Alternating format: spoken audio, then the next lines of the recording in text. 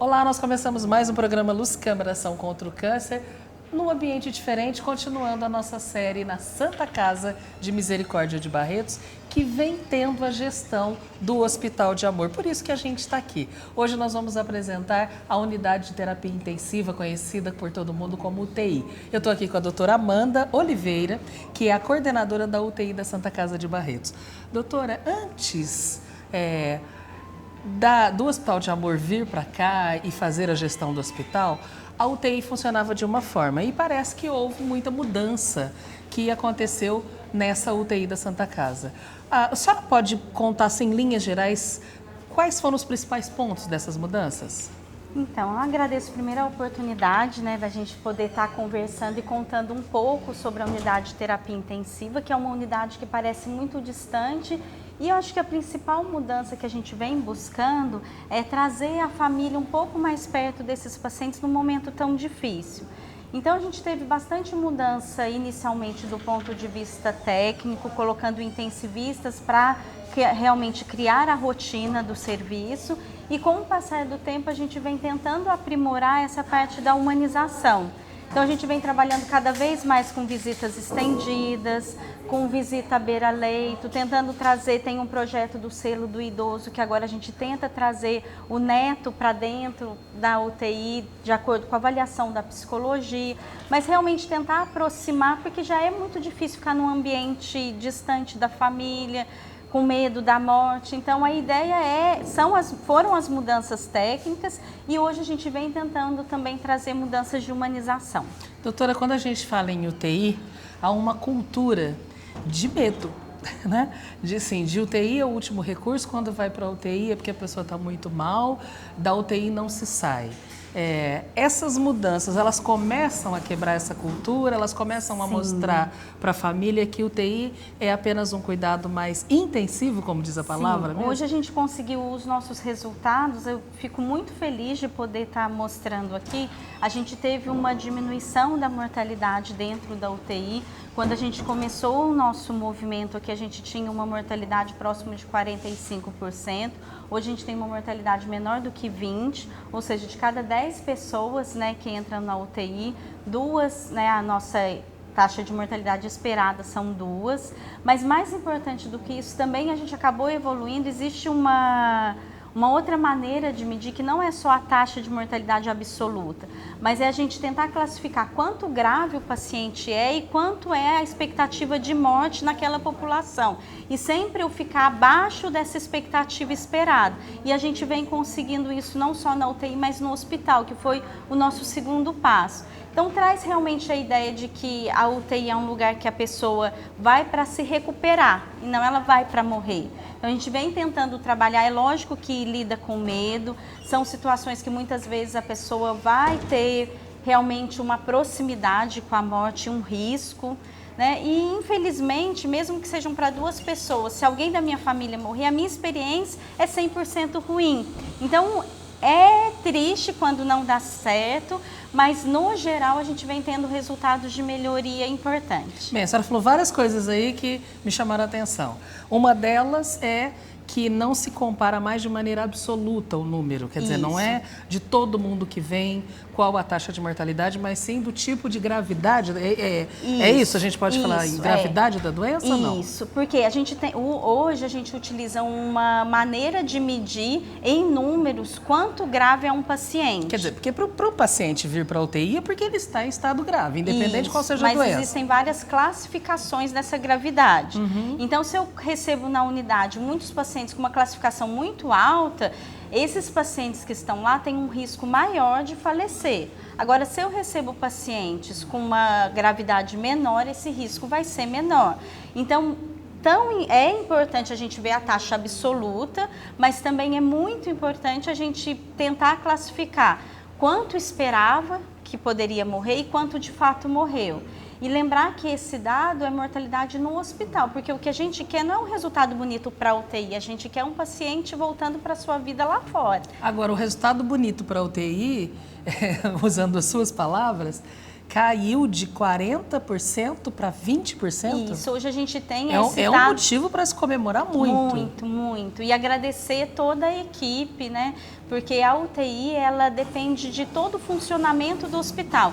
Tem a parte técnica da UTI, mas depende também da engrenagem. Eu preciso que um pronto-socorro atenda rapidamente, eu preciso depois que uma enfermaria continue dando cuidado. Então, esse resultado também, porque pra gente é muito bonito ver essa mudança, mas era mais difícil a gente alcançar essa taxa esperada pelo que a gente tem hoje. É um desafio ainda maior do que a taxa absoluta. E mostra realmente que o paciente não está só saindo da UTI, ele está voltando para casa dele. Que é mais importante ainda. É o motivo que a gente está aqui, porque às vezes a gente fica preso, não, o resultado da UTI está indo bem, mas e depois da UTI? Porque o que a gente quer é que realmente o paciente saia daqui, volte para casa e de preferência fazendo tudo que ele fazia antes, né? Que ele possa voltar para a sua vida. Ter qualidade de vida nessa vida. E aí, outra coisa que me chamou a atenção. Usou-se o termo intensivistas, né? Isso. O que são os intensivos? São médicos ou não? A equipe inteira é especializada? É uma especialidade médica, ela infelizmente ainda é pouco conhecida, eu gostaria que fosse mais. A gente tem o nosso, do mesmo jeito que tem a cardiologia, que é bem conhecida, pneumologista, também tem uma especialidade que é a terapia intensiva. Então para ter o título, a gente precisa fazer uma residência de pré-requisito e depois a gente tem a nossa residência de terapia intensiva. E aí depois tem a prova de título. Porque a ideia é que a gente consiga saber um pouquinho de cada especialidade no contexto quando fica grave, né? Então, hoje é uma especialidade médica, cada vez mais o nosso papel é cuidar dessas especialidades em conjunto. Então, a gente não quer excluir especialista da nossa unidade, mas a gente quer trabalhar junto, porque a visão se complementa. E é nesse sentido que a gente vem trabalhando com as nossas especialidades, mas sobre um comando da maneira que a gente aprende na nossa formação. E o intensivista é quem permanece na UTI, né? Ele fica ali o tempo todo. Ele fica ali o Não tempo... é aquele médico que passa, olha, está tudo bem e vai embora. Isso. Aí esse médico assistente, por exemplo, se eu tenho um paciente que tem um infarto, a gente discute sim o caso com a cardiologia, mas quem fica ali todos os dias é o intensivista. Então, a ideia do intensivista é juntar todo esse grupo para direcionar o cuidado do paciente. Agora, doutora, uma outra coisa que foi dito que é uma mudança, acredito que talvez a mais radical, é que a família agora entra na UTI. Isso. A gente sempre teve, o barretense principalmente, o público da região de Barretos, das 19 cidades que são atendidas pela Santa Casa de Barretos, sempre teve essa impressão de que foi para a UTI, a gente não precisa nem ir na Santa Casa. Porque além da gente não ter acesso ao paciente, muitas vezes não tem acesso nem à informação. Né? O que a gente quer, assim, não é simples. A gente precisa de algumas regras, né? Para que a UTI possa continuar o seu funcionamento de maneira adequada, mas a gente quer sempre que possível ter, porque o familiar ele vai ajudar nessa recuperação. Né? A gente já teve situações da pessoa passar o aniversário dela aqui, como fica isso? Né? Então, fica muito feliz porque numa UTI ela tinha medo de não estar viva, mas a gente pode fazer mais do que isso. Então, a gente tenta trazer o máximo de pessoas naquela situação, sempre levando em consideração como a unidade está naquele dia, naquele momento, porque pode ter um paciente outro muito grave com tantas intercorrências que não seja possível. Porque há também um risco de contaminação sempre, né? Isso, a gente tem sempre o cuidado de fazer uma boa orientação da higienização das mãos, quantas pessoas vão entrar por vez, mas a ideia é sempre, dentro do que é possível, aproximar a família com a gente, porque realmente isso vai melhorar a recuperação do paciente. E outra informação que a senhora trouxe é a história do selo do idoso, que já é um trabalho que é feito em outras unidades do Hospital de Amor, como a unidade de cuidados paliativos, a gente já fez matéria disso no programa. Agora, como é que se traz um neto?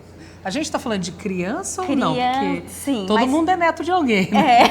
Mas a gente está falando de criança mesmo? Então, a gente tem tentado trabalhar e fazer uma avaliação junto com a gente. Na UTI é um lugar que a equipe multiprofissional ela é essencial.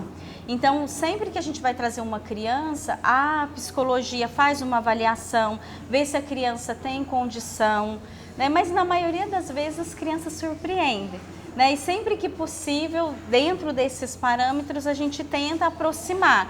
Porque para um avô, assim, muda tudo, receber a visita de um neto. Então, tem sim os cuidados, a gente não tenta fechar critérios de acordo com idade, e a psicologia nos ajuda muito, junto com a equipe de enfermagem, todo mundo se mobiliza para tentar realizar esse movimento. Agora, a senhora acredita particularmente que essa história de aproximar a família, de trazer a família perto de quem está sabendo que está numa unidade de terapia intensiva, tem interferido no índice de que as pessoas têm sido liberadas da UTI para o quarto com qualidade de vida?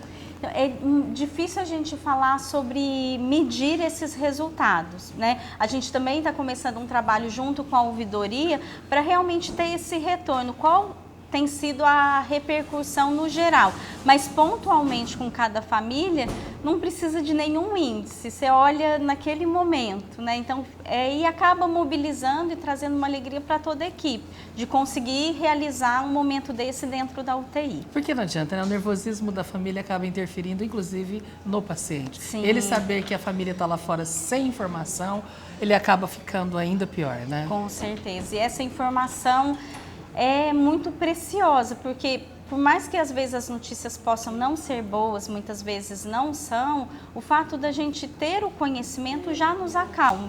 Então, sempre a gente sabe que um hospital aqui, a Santa Casa é um hospital geral, você acaba tendo fluxo de final de semana, é sempre muito movimento.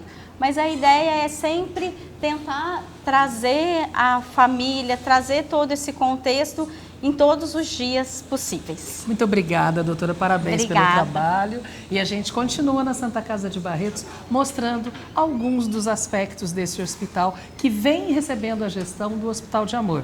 Quer saber mais sobre a Santa Casa ou sobre o Hospital de Amor? Visite o site hospitaldeamor.com.br. Lá também estão os nossos programas. A gente se vê no próximo.